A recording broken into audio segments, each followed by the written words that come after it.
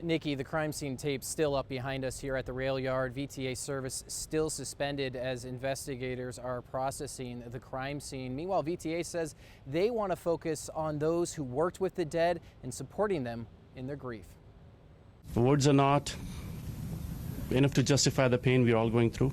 Several VTA employees describe their shock and horror. The 10 people they spent years working with are now gone. I'm angry, I'm sad, I'm lost in words. Noni Singh is the VTA light rail yard superintendent and the boss of most of the victims.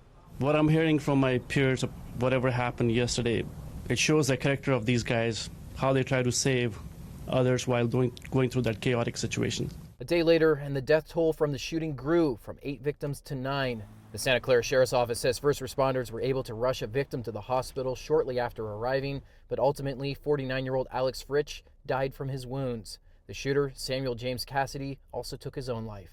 Meanwhile, at Cassidy's home, about 15 minutes away from the rail yards, investigators are still searching, trying to determine exactly how the fire started.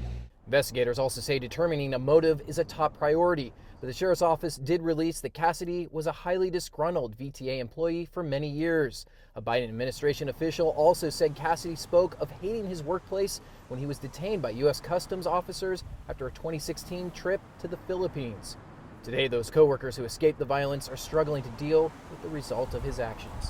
I was able to hold those emotions with me whole day yesterday when I went home at 7 p.m. last night.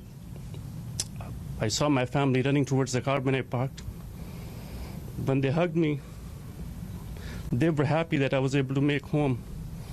But I was sad inside that some of my family members could not feel the warmth that I was able to feel yesterday.